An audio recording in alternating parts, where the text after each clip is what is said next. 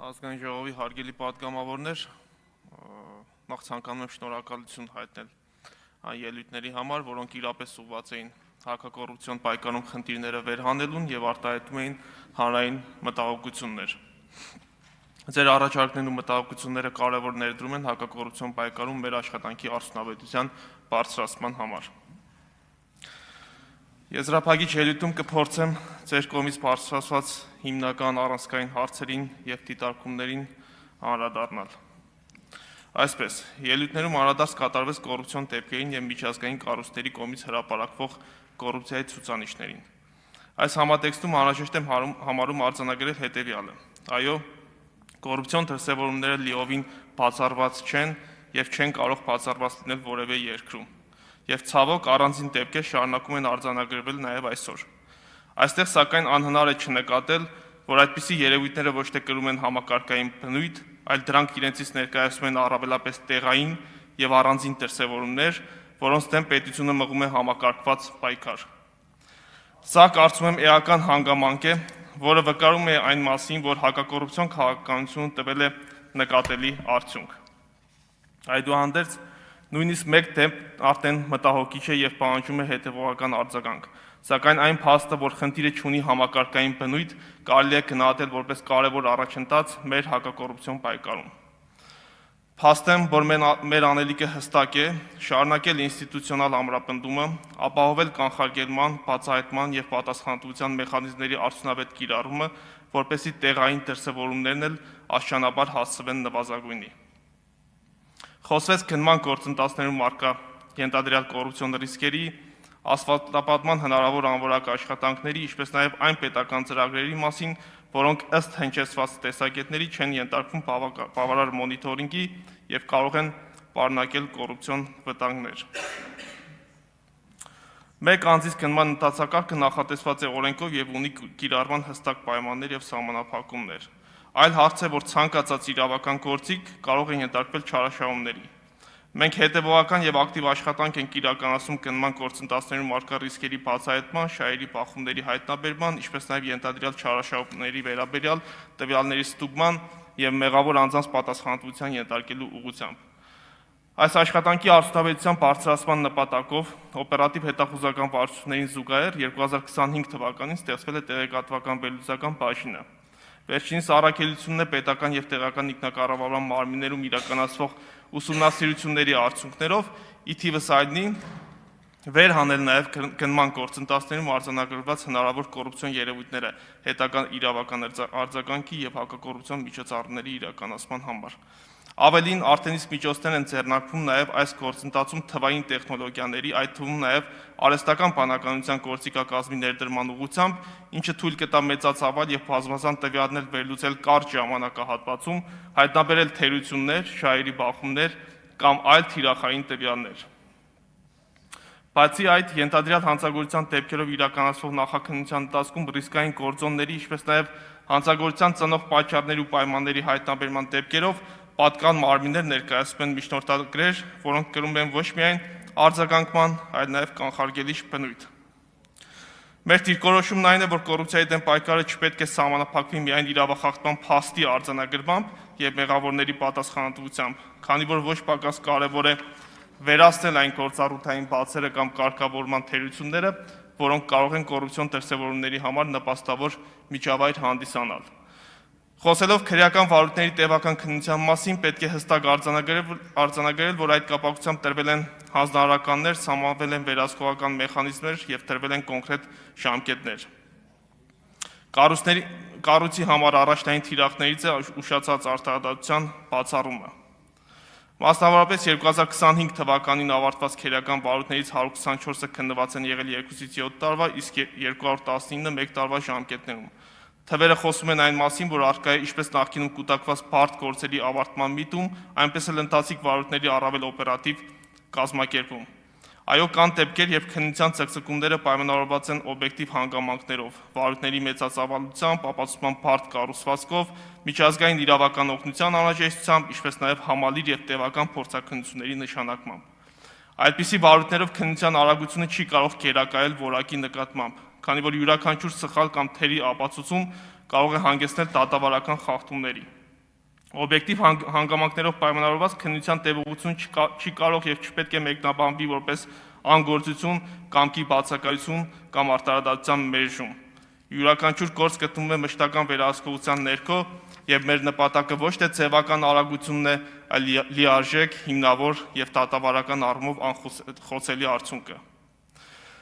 Վստահեցնում եմ, որ յուրաքանչյուր վարույթի շրջանակում մենք հետամուտ ենք հանցավոր մեխանիզմի ամբողջական բացահայտմանը, անկախ ներգրաված անձանց կարգավիճակից։ Մեր նպատակը ոչ միայն առանձին դրվագի արձանագրումն է, այլ ամբողջ շղթայի բացահայտումը եւ իրավական գնահատականը։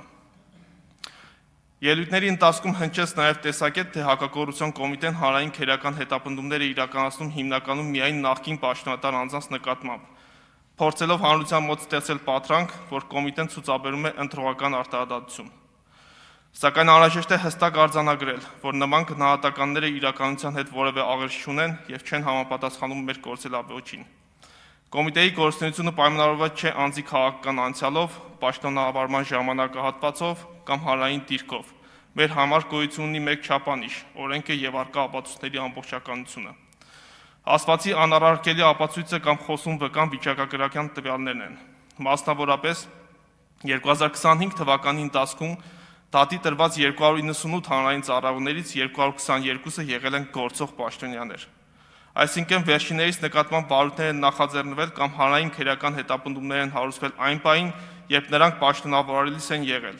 Ընդ որում սա տալիս է նաև այն հարցի պատասխանը, թե որն է գործող պաշտոնյան եւ որը նախկին պաշտոնյան։ Այսինքն դատի տրված 298 հանրային ծառայողների շուրջ 75%-ը կազմել են գործող ծառայողներ։ Այս մասով մի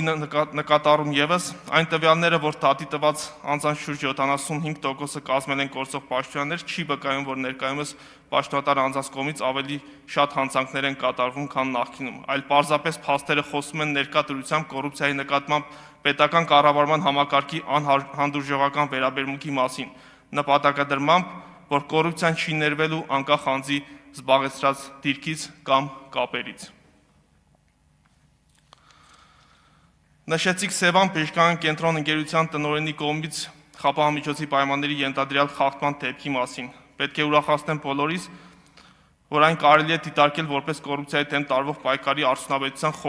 խոսուն օրինակ։ Մասնավորապես խոսքը մի իրավիճակի մասին է, երբ քննարկման առարկա է ոչ թե քերական վարույթի կարճումը, ոչ թե պաշտոնատար անձին պատասխանատվությունից ազատելու որևէ փորձ, այլ ընդամենը կիրառված խապահամիջոցի պայմանների ենթադրյալ խախտում։ Սա ինքնին վկայում է, որ կոմիտեն գործել է անաչառ եւ հետեւական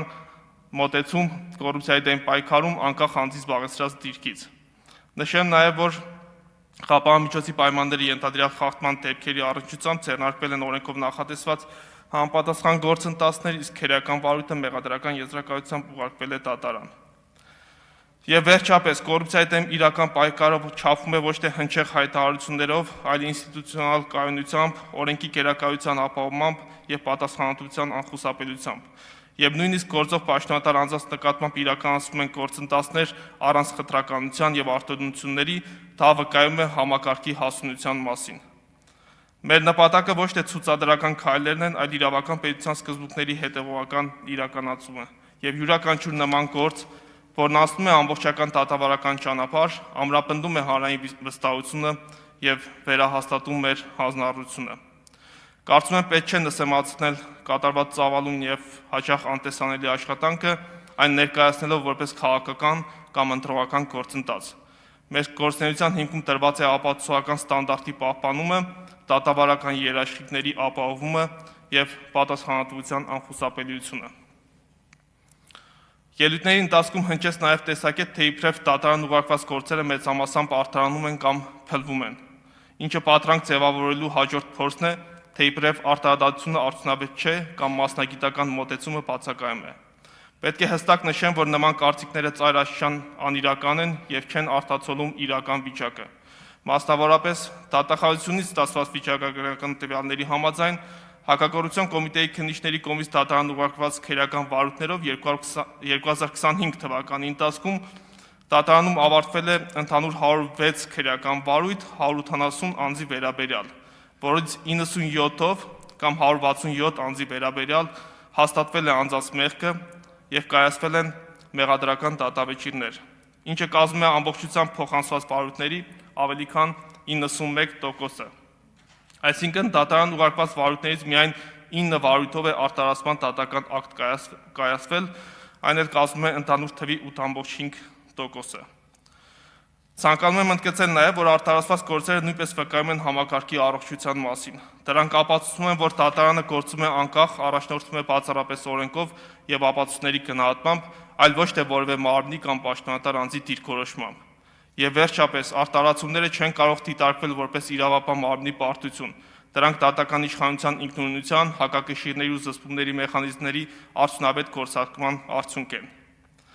Ինչ վերաբերում է կարճված վարույթների թվին, ապա նախ պետք է հստակ արձանագրել, որ քննիչը կոչված է հավաքել ամբողջական տեղեկատվություն ինչպես մեղադրող, այնպես էլ հերկող ապացույցների վերաբերյալ եւ ապահովել քրեական վարույթի լիարժեք, համակողմանի ու օբյեկտիվ քննությունը։ Բացի այդ, պետք է նկատի ունենալ, որ կարճված 617 քրեական վարույթներից 136-ը կարճվել է ոչ արտարացնող հիմքերով, օրինակ համաներման կամ վաղեմության ժամկետներն անցնելու հանգամանքով պայմանավորված։ Սա արդեն իսկ փաստում է, որ վարույթի կարճումը հաճախ հիմնավորված է օրենքով նախատեսված հստակ կանոններով եւ ոչ թե քննության արդյունավետության կամ իրավապահ մարմնի կամքի բացակայություն է։ Ավելին ասեմ, այս կարճված վարույթների թվաքանակով պայմանավորված նաև շատ դեպքերում մենք հետագա իրավական պրոցեսներ ունենք, որոնց շրջանակներում պետությանը կամ համայնքներին են վերադարձվել հարյուրավոր հեկտարների հողակտորներ, ապօրինի օտարված, հափշտակված գումարներ եւ քույքեր։ Երկրորդ շատ կարևոր հանգամանքը կապված է գործող քրեական դատավարության օրենսգրքով սահմանված իրավակարգավորումների հետ, որ վարույթ պետք է նախաձեռնվի նույնիսկ նվազագույն հանցանքի հատկանիշներ պարունակող տվյալների առկայության դեպքում։ Այլ կերպ ասած, ցանկացած տեղեկատվություն, որը կարող է վկայել հանցանքի հնարավորության մասին, ենթադրում է նախնական վարույթ, որը հետագայում մանրամասն ստուգվում է քրեադատավարական ամբողջական գործիքակազմի կիրառմամբ հանցանքի փաստը հավաստելու կամ հերկելու նպատակով։ Այս մոտեցման հետևանքով բնական է, որ վարույթների քանակը մեծանում է եւ հետագայում որոշ վարույթների կարճումն արտացոլվում է թվաբանական տվյալներում, առաջացնելով տպավորություն, թե շատ գործեր չեն ավարտվում մեղադրական ելքով, սակայն իրականում սա օբյեկտիվ գործընթաց է, որն ապահովում է իրավապահ համակարգի պատասխանատվությունն ու ամբողջականությունը։ Վստահեցնում եմ ձեզ, որ կոմիտեն գործում է սկզբունքայինորեն, ապահովելով պատշաճ, համակողմանի եւ օրենքին համապատասխան քննություն։ Սա նշանակում է, որ յուրաքանչյուր վարույթ, անկախ նրանից իրականացվել է նախկին պաշտոնյայի, գործող պաշտոնյայի կամ ընդհանրապես որևէ անձի նկատմամբ, քննվում է նույն խստությամբ եւ անաչառությամբ։ Մենք կիրառելու ենք մեզ վերապահված ողջ գործիքակազմը, որպեսզի ունենանք բացահայտման առավելագույն ցուցանիշ, արձագանքելու ենք բոլոր կոռուպցիոն դրսևորումներին եւ հետամուտ ենք լինելու իրավական պատասխանատվության ամբողջական իրականացմանը։ Իմ հորդորն է հանրությանը չտրվել սանդրանքներին եւ ապա տեղեկատվությանը, զերծ մնալ կոռուպցիոն սխեմաների մաս կազմելուց եւ հավատալ, որ միայն համատեղ ջանքերում է հնարավոր ապահովել իրավական համակարգ, որը կծառայի բոլորիս շահերին։ Անդրադառնալով այսօրվա ելույթներում բարձրացված վերականգնման հետ կապված բարձրացված հարցադրումներին, մասնավորապես Տիկին Գրիգորյանի կողմից նշված թվային տվյալին, ես պետք է ասեմ, որ հակակոռուպցիոն կոմիտեն ներկայացրել է միայն հակակոռուպցիոն կոմիտեի վերաբերյալ հաղորդումը, այն էլ 2025 թվականի։ Ասեմ ավելին, նշված թիվը, որը հիշատակվեց Տիկին Գրիգորյանի կողմից, դա հաղորդման մեջ հստակ նշված է 2025 թվականի ընթացքում ավարտված քրեական վարույթներով դրամական տեսքով վերականգնված գումարն է, այսինքն միայն դրամական տեսքով վերականգնված գումարը, բայց մենք այդ տարվա ընթացքում ունեցել ենք բազմաթիվ քրեական վարույթներ ավարտված, որոնցով վերականգնվել են պետության եւ համայնքին պատկանող հարյուրավոր հեկտարների հողամասեր, անշարժ գույքեր, մենք ունեցել ենք արգելադրումներ այդ անշարժ գույքերի, բացի այդ մենք պետական շահերի պաշտպանության շրջանակներում ենք ունեցել բավարարված հայցեր, մենք ունեցել ենք բավարարված հայցեր ապօրինի ծագում ունեցող քույքի բռնակազմման գործերով, քննչական կոմիտեում ենք ունեցել հարյուրավոր միլիոն դոլարների հասնող վերականգնումներ եւ այս թվային տվյալը շեշտադրելով ընդհանուր վերականգնման մասին փաստարկներ ներկայացնելը իրավաչափ չեմ համարում։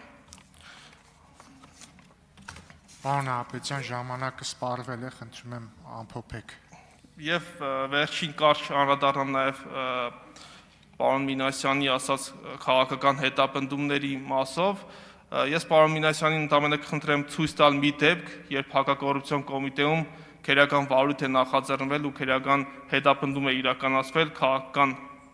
շարժառիթներով պայմանավորված, գեթ չեմ ասում ավել մեկ դեպք, եւ այդ